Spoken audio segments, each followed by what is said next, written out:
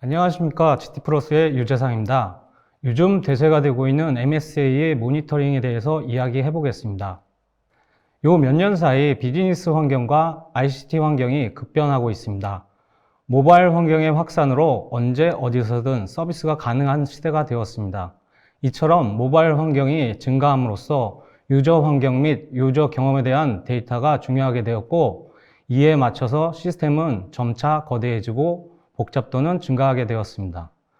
이렇게 복잡하고 거대해지는 시스템을 위해 시스템 가상화 전략이나 클라우드로의 전환이 확산되고 있는 실정입니다. 또한 유저 경험에 대한 데이터를 가지고 메타버스나 유저 트렌드 분석 등을 위한 빅데이터 분석, AI 등 추가적인 시스템이 필요해졌습니다. 이에 맞춰 트랜잭션에 대한 데이터 또한 급격하게 증가하고 있습니다. 예전에는 수집하지 않아도 되는 비정형 데이터, 유저 사용자 패턴 등 다양한 데이터로 인해 트랜잭션 데이터는 증가하고 있습니다. 이런 변화에 맞춰 시스템의 아키텍처 또한 변화하고 진화하고 있습니다. 아키텍처는 좀 더 효율적인 시스템 운영과 효과적인 서비스를 위해 변경되어 왔습니다. 트랜잭션의 규모가 늘어남으로써 분산 서비스로의 재사용성을 높이고 장애의 영향도를 줄이기 위해 발전해 왔습니다. 모노리틱 아키텍처, 서비스 지향 아키텍처, 마이크로 서비스 아키텍처, 여기에 더 나아가 클라우드 네이티브 등으로 발전해 가고 있습니다. 모노리틱 아키텍처의 경우 UI, 비즈니스 로직, 데이터들이 하나로 개발하는 방식이었습니다. 시스템이 커지고 복잡해질수록 유지 보수가 어려운 단점이 있었습니다. 이를 보완하기 위해 서비스 지향 아키텍처가 등장합니다. SOA라고 해서 등장 당시만 해도 굉장히 각광받던 아키텍처였습니다. 서비스 지향 아키텍처는 공통 또는 특정 결과를 처리하기 위해 비즈니스 로직 컴포넌트와 데이터 관리 컴포넌트를 하나의 단일 서비스화하여 반복적인 비즈니스 동작을 논리적으로 독립적인 형태로 구분지어 분리해 놓은 것입니다. 이 서비스 지향 아키텍처는 조직의 변화를 수반해야 했으며 ESB라는 엔터프라이즈 서비스 버스의 거대화로 인해 점점 사라져 갔습니다. 그 다음에 나온 것이 요즘 대세인 MSA, 마이크로 서비스 아키텍처입니다. 마이크로 서비스 아키텍처는 서비스 지향 아키텍처에서 서비스들을 더 잘게 나누고 영역을 정의하여 비즈니스 로직이 처리될 수 있도록 더 작은 단위로 서비스화합니다. 서비스 지향 아키텍처에서 동일한 역할, 즉 중복된 비즈니스 로직을 제거했던 것을 다시 도메인 영역에서 중복 재사용할 수 있습니다. 그럼 이런 마이크로 서비스 아키텍처는 왜 등장하게 되었을까요? 모노리틱 아키텍처의 단점으로 복잡성에 대한 영향도가 증가하여 유지 보수가 어려워졌습니다. 또한 모노리틱 아키텍처는 애플리케이션이 하나의 영역에 밀접하게 연관되어 있다 보니 규모가 증가할수록 배포 시간이 길어지거나 와스 재기동 시간이 증가함으로써 운영이 어려워집니다. 이렇듯 밀접하게 연결되어 있는 구조이다 보니 신기능을 추가할 때도 영향도에 대한 파악을 해야 하기 때문에 요구사항을 신속하게 대응하기가 어려웠습니다. 그리고 신기술을 적용해서 서비스를 개선시키고 싶어도 특정 업무에만 신기술을 적용하는 것이 어려웠습니다. 이러한 문제점과 시스템 가상화 전략, 클라우드와 컨테이너 환경의 확산으로 인해 분산 시스템에 대한 요구가 증가하게 되어 마이크로 서비스 아키텍처가 등장하게 되었습니다. 마이크로 서비스 아키텍처란 무엇일까요? 현재로서 표준으로 정립되어 정의된 내용은 없습니다. 하지만 작고 독립적으로 배포 가능한 각각의 기능을 수행하는 서비스로 구성된 프레임워크라고 할 수 있습니다. 결국 서비스를 작게 나누어 독립적으로 기능을 수행할 수 있으며 이를 연결하여 서비스할 수 있는 아키텍처를 의미합니다. 마이크로 서비스의 중점은 완전히 독립적으로 배포가 가능하고 다른 기술 스택, 즉 여러 개의 개발 언어와 데이터베이스를 사용 가능한 단일 사업 영역에 초점을 둡니다. 중요한 기술 요소로는 API 게이트웨이와 서비스 메쉬 등이 있습니다. 아웃사이드로 텔레메트리 기술이 있는데 뒤에서 좀 더 상세히 살펴보겠습니다. MSA 구조를 보시면 멀티 디바이스에서 API 게이트웨이로 요청이 들어오며 API 게이트웨이에서 경로를 지정, 인증, 권한 설정 등 작업이 이루어집니다. 그리고 서비스 메시에서 서비스에 대한 라우트, 로드 밸런싱, 서비스 디스커버리, 서킷 브레이커 등의 기능으로 서비스 컴포넌트 간의 연결을 담당합니다. 넷플릭스가 MSA로 전환해서 화제가 되었던 적이 있습니다. 넷플릭스는 탄력적인 서비스의 필요성으로 서킷 브레이커 패턴의 히스트릭스, 서비스 디스커버리 패턴의 유레카, 모니터링 서비스인 터빈 등의 컴포넌트를 개발하여 넷플릭스 OSS로 공개했습니다. 그래서 API 게이트웨이에서 넷플릭스 OSS인 줄을 많이 사용하고 계시며 자바로 구현했을 경우 스플링 클라우드 넷플릭스를 서비스 메시로 사용하기도 합니다. 넷플릭스는 자바로 구현되어 서비스 메시 부분을 스플링 클라우드 네이티브를 사용했지만 서비스를 멀티 랭귀지로 구현할 경우 문제가 됩니다. 그래서 요즘 많이 사용하고 있는 서비스 메시에는 이스티오가 있습니다. 이스티오를 사용할 경우 서비스 로드 밸런싱, 서비스 디스커버리 뿐만 아니라 모니터링 기능까지 제공하고 있습니다. 그래서 파스 솔루션 업체에서 이 이스티오랑 연결하여 서비스 맵이나 애플리케이션 맵 등을 만들어 모니터링에 활용하고 있습니다. 이 부분 이외에도 도커를 관리하는 쿠버네티스, 지속적 통합과 배포를 자동화하는 솔루션 등을 이용하여 MSA를 구성하고 있습니다. 앞에서 기술 요소를 보셨듯이 MSA의 구성 요소를 보시면 클라이언트 사이드는 당연히 멀티 디바이스로 다양한 OS들로 구성되어 있습니다. API 게이트웨이는 모든 API에 대한 엔드포인트를 통합하여 복잡한 호출 구조를 관리할 수 있는 기능을 제공하며 서로 다른 서비스를 하나의 서비스로 묶어 새로운 서비스를 만드는 오케스트레이션 기능을 제공합니다. 그리고 인증과 로깅 같은 공통 기능을 처리하여 중복 개발을 방지할 수 있습니다. API 게이트웨이에서 많은 요청은 서비스 메시로 들어오며 서비스 메시에서 어느 서비스 컴포넌트를 가야 하는지에 대한 경로를 설정하며 해당 서비스에 대한 로드 밸런싱을 담당합니다. 또한 장애 시 서킷 브레이커를 통해 해당 컴포넌트를 격리시키고 서비스 디스커버리를 통해서 서비스를 정상화시킵니다. 서비스 컴포넌트 간의 인증 또한 서비스 메시를 통해 이루어지게 됩니다. 서비스 메시를 이용 시 서비스 컴포넌트 간의 복잡한 호출 경로를 신경 쓰지 않아도 되는 이점이 있습니다. 런타임 플랫폼으로 도커 관리를 위한 쿠버네티스, 도커 수험 등이 있습니다. MSA는 서비스 간 각각의 DB를 사용하며 데이터에 대한 싱크를 맞출 수 있는 부분이 필요합니다. 메시지 큐 방식의 미들웨어인 RabbitMQ, 카프카, 레디스를 통해서 데이터 싱크를 맞추는 영역이 존재합니다. 마지막으로 모니터링을 할 수 있는 텔레메트리 영역이 존재합니다.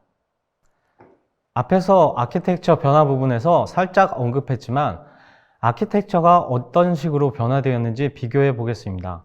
모놀리틱 아키텍처는 UI, 비즈니스 로직 컴포넌트, 데이터 컴포넌트, 데이터들이 하나의 공간에 밀접하게 연결되어 있는 구조입니다. 그래서 규모가 커지고 복잡해질수록 로직 변경이 어려워지고 배포 시간이나 와스 재기동 시간이 늘어나는 단점이 있습니다.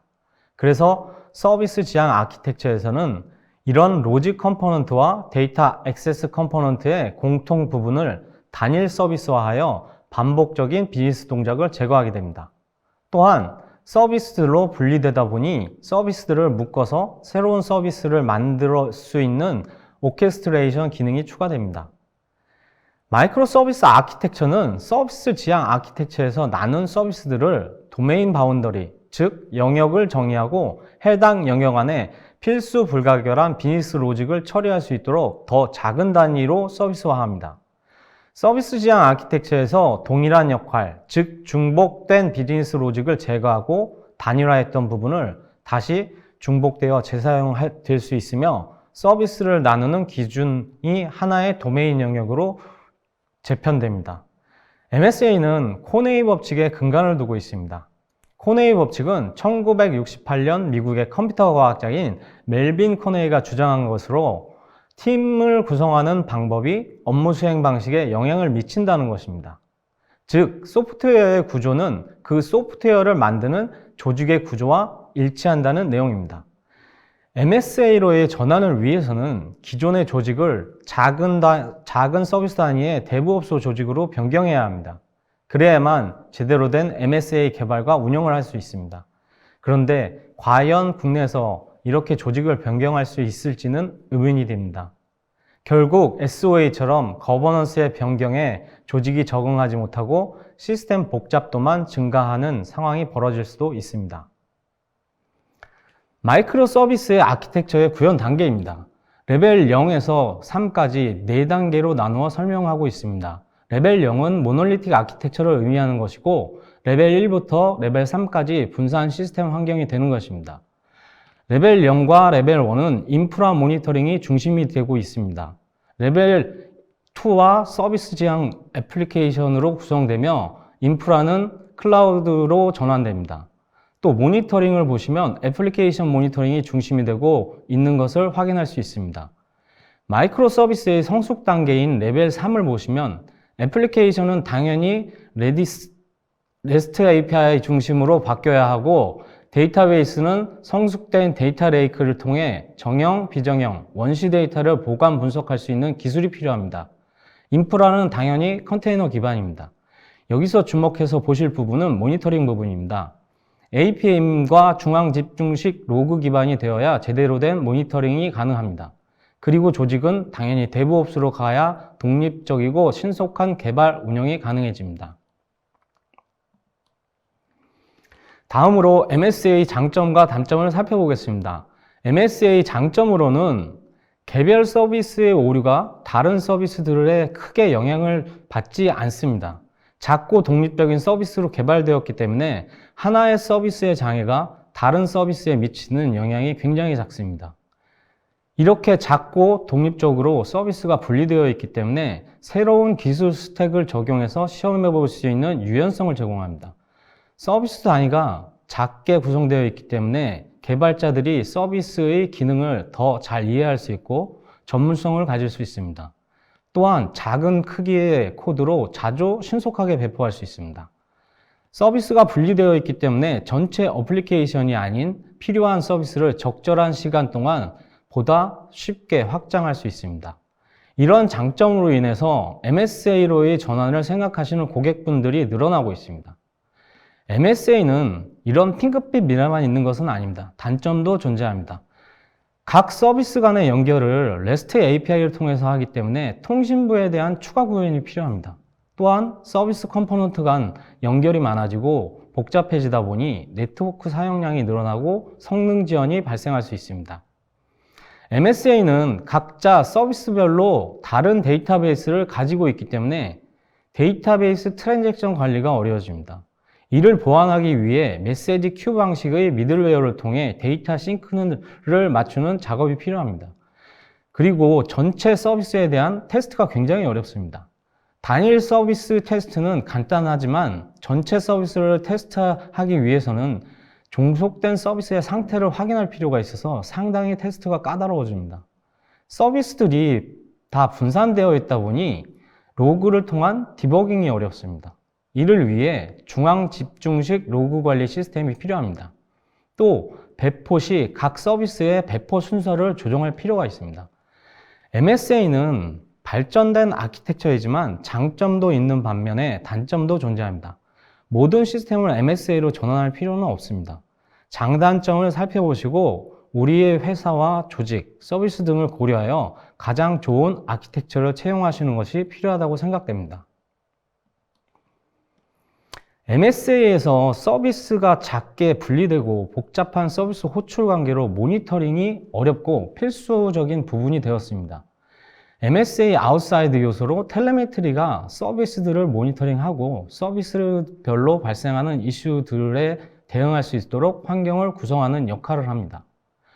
오픈소스로 EFK, 집킨, 예거, 그라파나 등이 있고 상용 솔루션으로는 요즘 굉장히 핫한 데이터독이 있으며 뉴레릭, 다이나트레이스, 스플렁크 등이 있습니다. MSA에서 모니터링의 경우 세 가지 영역으로 나눌 수 있습니다. 우선 컨테이너의 리소스 현황과 상태를 확인하는 매트릭 수집, 애플리케이션의 상태 및 구간 연결, 컨테이너의 이벤트를 위한 로깅, 마지막으로 분산 트랜잭션을 추적을 위한 트레이싱 부분이 있습니다. 이렇게 보면 세 가지 영역이 서로 연관되어 있는 부분이 조금씩 있지만 별도의 영역을 가지고 모니터링하는 것을 알 수 있습니다. 오픈소스에서는 매트릭 수집에 프로메테우스나 그라파나를 많이 사용하고 있고 로깅 부분은 EFK, 엘라스틱서치, 프론트D, 키바나를 사용하여 여러 로그 정보를 중앙 집중적으로 모니터링합니다. 그리고 트레이싱 부분은 집킨과 예거를 사용하여 모니터링하게 됩니다. 분산 트랜잭션은 CNCF, 클라우드 네이티브 컴퓨팅 파운데이션 기구의 오픈 트레이싱에 기반을 두고 있습니다. MSA에서 보면 컨테이너는 애플리케이션과 같이 배포되는 애플리케이션 영역으로 볼 수 있습니다. 그러나 기존 시스템 구성으로 생각해 보시면 컨테이너와 로깅의 일부분을 시스템 모니터링 영역으로 볼 수 있으며 로깅의 일부분과 트레이싱 부분을 애플리케이션 모니터링으로 나누어 생각하실 수 있습니다. 분산 트랜잭션을 모니터링하는 방법은 앞에서 말씀드렸듯이 CNCF에서 발표한 오픈 트레이싱 규격에 기반을 두고 있습니다. 이 오픈 트레이싱으로 MSA의 분산 트랜잭션을 추적할 수 있습니다. 오픈 트레이싱을 이용하면 벤더에 종속되지 않고 트랜잭션을 추적, 모니터링할 수 있는 이점이 있습니다. 오픈 트레이싱에서 분산 트랜잭션을 추적하기 위해 트레이스와 스팬이라는 개념이 나옵니다. 스팬은 하나의 서비스 컴포넌트에 대한 처리를 의미합니다. 트레이스는 스팬들이 시작에서 끝까지 포함하는 스팬들의 집합체입니다. 이렇게 트랜잭션을 추적하기 위해서 HTTP 헤더에 트레이스 아이디와 스팬 아이디를 넣어 추적하게 됩니다. B3 헤더라고 해서 지킨에서 사용하는 HTTP 헤더 양식이 있습니다. 이 헤더 양식을 이스티오와 예거에서 사용하고 있습니다. 헤더를 보면 버전, 트레이스 아이디, 페런트 아이디, 트레이스 플러그로 이루어져 있습니다.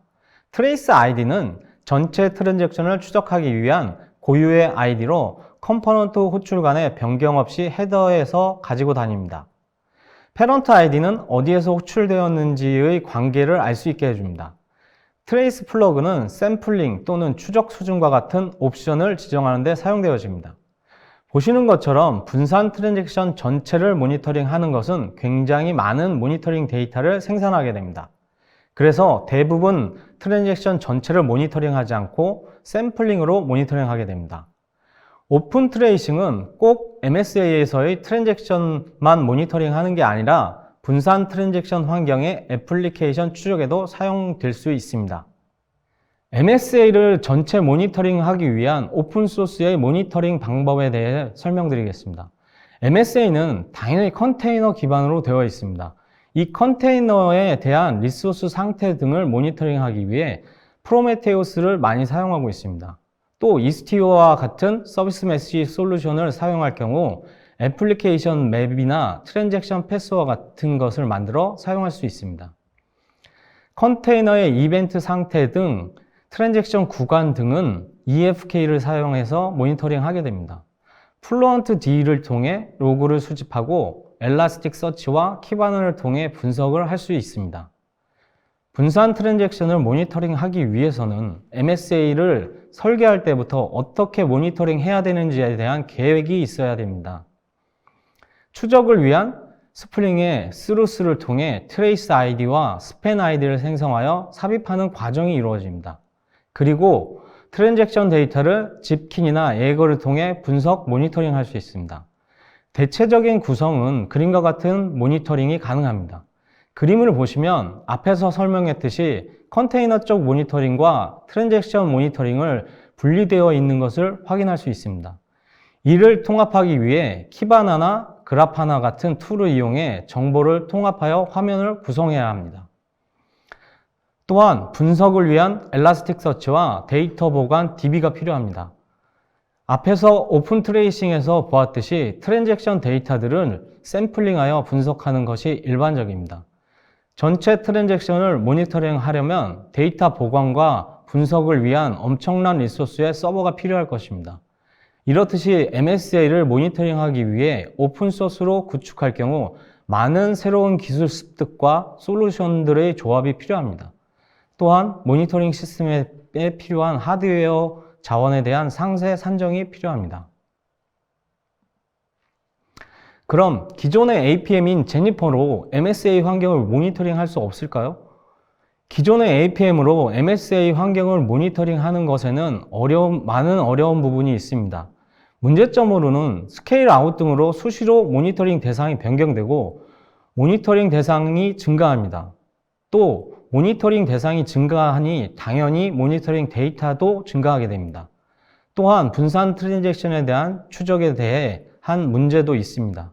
그리고 컨테이너에 대한 모니터링 문제도 있습니다. MSA 환경을 모니터링 하기 위해서 앞에서 보았듯이 오픈소스로도 한계는 분명히 있습니다. 기존 제니퍼와 같은 APM 제품으로도 한계는 있지만 모니터링이 되지 않는 것은 아닙니다.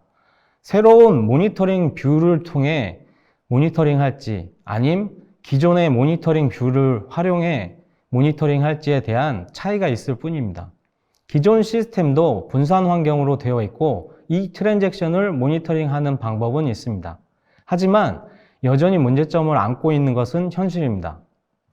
이러한 문제점을 개선하기 위해 제니퍼는 가상화 시스템, 클라우드, MSA 등을 위해 여러 가지 기능을 가지고 있습니다. 버전이 5가 되면서 이런 대규모 시스템을 모니터링하기 위해 확장 가능한 자체 파일 DB를 통해 증가하는 모니터링 데이터를 신속하게 처리하기 위한 대비를 하였습니다. 또 클라우드 환경에서 모니터링 대상의 변경과 업그레이드를 위해 에이전트 자동 감지, 에이전트 일괄 배포 및 설정 등의 기능 등이 있습니다.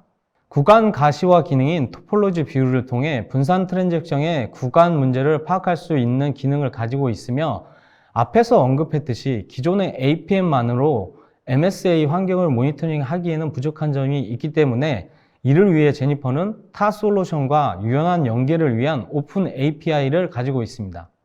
이를 통해 파스의 컨테이너 모니터링과 연계 통합으로 부족한 부분을 메울 수 있다고 판단하고 있습니다. MSA 이전에도 많은 분산 트랜잭션 환경은 존재해 왔습니다. 지금 사용하고 있는 시스템도 대부분은 모놀리틱 아키텍처가 아닌 분산 트랜잭션 환경일 것입니다. 이를 위해 제니퍼는 연관 트랜잭션 분석 기능을 가지고 있습니다. 연관 트랜잭션 분석을 위한 방법으로는 GUID를 통한 추적을 하는 릴레이티브 콜 방식이 있고 프로토콜을 후킹하는 링키드 콜 방식이 있습니다. GUID는 금융권에서 거래에 대한 추적을 위해 전문 헤더에 넣어서 많이 사용하고 있습니다. 이렇게 GUID로 거래를 묶어 분석하는 방식을 제니퍼에서 사용하고 있으며 앞에서 보았듯이 오픈 트레이싱의 트레이스 아이디와 비슷한 방식으로 연관 분석이 가능합니다. 또 오픈 트레이싱 규격에 맞는 트레이스 아이디가 있을 경우 GUID 연계 기능을 통해 오픈 트레이싱과 같은 추적이 가능합니다. 또 HTTP 통신을 할 경우 프로토콜을 후킹하는 방식으로 자동으로 구간을 그려 성능을 모니터링하는 토폴로지 뷰를 통해 분산 트랜잭션을 모니터링 할 수 있습니다. 오픈 트레이싱에서 말하고 있는 트레이싱 방법과 유사한 방법이라고 볼 수 있습니다. MSA 환경을 모니터링 하기 위해서는 서비스 설계 시부터 모니터링 부분에 대한 것들을 염두에 두고 트레이스 아이디와 스팬 아이디를 삽입하여 분산 트랜잭션에 대비하셔야 합니다. MSA에서 기존 제니퍼만으로 모니터링 하는 데는 역시 한계가 있습니다. 이를 위해서 여러 가지 솔루션과의 연계를 통해 MSA를 모니터링 할 수 있습니다. 쿠버네티스의 경우는 제니퍼에서 현재 번들 형태로 제공하고 있는 쿠버네티스 모니터링 툴이 있습니다. 또한 파스에서 사용되어지는 솔루션과의 연계를 통해 쿠버네티스의 모니터링이 가능합니다. 앞에서 말씀드렸듯이 분산 트랜잭션을 추적하려면 추적을 할 수 있는 키가 있어야 됩니다. 이는 GUID 형태로 생성을 하셔도 되고 OSS의 스프링 스루스를 통해 키를 생성하여 전달해도 됩니다. 그리고 DB 쪽은 셀파 오라클이라는 제품이나 셀파 클라우드 제품을 통해 트랜잭션 문제 발생 시 DB 상태를 모니터링 할 수 있습니다. 또한 사용자 체감 성능과 클라이언트 쪽의 오류 분석을 위해 제니퍼 프론트를 이용하면 MSA의 전 구간을 모니터링 할 수 있습니다. MSA 환경이 기존 시스템 환경과 다른 부분은 있습니다. 어떻게 보면 기존 시스템과 비슷한 면도 많습니다. MSA 환경을 모니터링 하기 위해서 새롭게 OSS 등으로 구현하여 모니터링 할 수도 있습니다. 하지만 이 부분에서 전문 지식과 전문 인력에 대한 부분이 생각하셔야 되고 구축에 들어가는 비용을 생각해 봐야 됩니다. 이런 면을 생각하시면 기존 사용하고 계시는 제니퍼를 이용하여 모니터링 시스템을 구축할 수도 있습니다. 기존에 사용하시는 제니퍼로 모니터링 시스템을 구축할 경우 사용하시던 모니터링 화면과 방법으로 사용자 편의성을 증대할 수 있으며 기존 구축된 모니터링 시스템을 활용한다는 점에서 비용적인 메리트도 존재합니다. MSA 환경으로 가려면 당연히 장애에 대해 민감해서는 안 됩니다. 장애가 나서 컨테이너 하나가 다운되더라도 다른 컨테이너가 스케일 아웃돼서 서비스에 지장이 없어야 합니다. 하지만 국내에서 장애가 날 경우 장애 보고서를 올려야 하고 빠른 시간 안에 장애 원인도 분석해야 됩니다. 이런 환경에서 글로벌한 모니터링 규격으로 가능할지는 생각해 보셔야 합니다. MSA에서 거시적으로 트랜잭션을 모니터링하고 각 서비스 컴포넌트의 성능이 자세히 모니터링 되지 않는다면 결국 국내 실정에 맞지 않은 모니터링이 될 수 있습니다. 오픈소스로 모니터링하는 부분도 여러 개의 솔루션의 결합으로 이루어집니다. 기존의 제니퍼도 여러 다양한 솔루션과의 연계를 통해 MSA의 모니터링을 시스템을 구축할 수 있습니다. 쿠버네티스 모니터링은 제니퍼 쿠버네티스와 파스에서 제공하는 솔루션과 연계를 하고 MSA 트랜잭션 모니터링은 제니퍼 프론트와 제니퍼 그리고 셀파 오라클을 연계를 하여 대응할 수 있습니다.